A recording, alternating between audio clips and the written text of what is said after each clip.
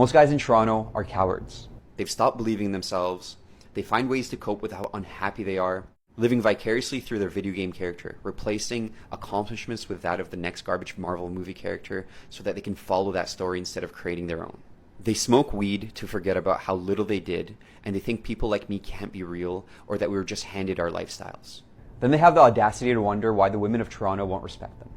Why would they? They have no ambition. The furthest their ambition goes is getting a promotion in their trash job that is just going to continue their cycle of misery.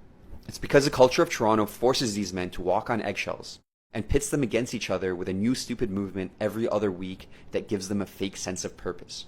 It's why the men who reject that indoctrination are doing so well. Men who don't have no sense of entitlement, no sense of adventure, and never take any risks. They live passively hoping that life throws them a bone, a girlfriend, some money, or a friend. That's not how the world works. In fact, their worlds are so small that they're afraid of offending the people in their community that are just as lost as they are. They're afraid of losing that one girl they have a crush on or that one friend that keeps disrespecting them.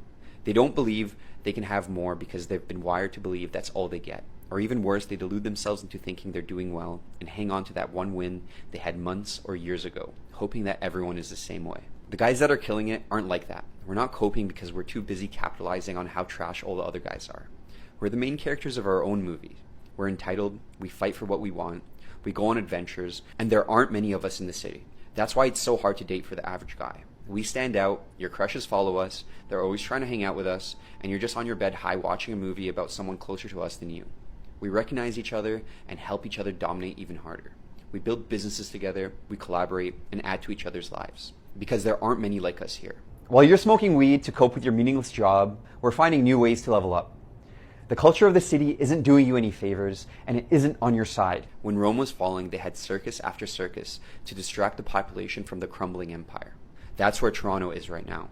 You've been fed lies your whole life, but there's enough information out there now that if you're still believing that garbage, it's nothing but your fault. You won't shortcut your way to being the man you want to be. You're going to have to go through hell and make mistake after mistake until you start seeing some wins.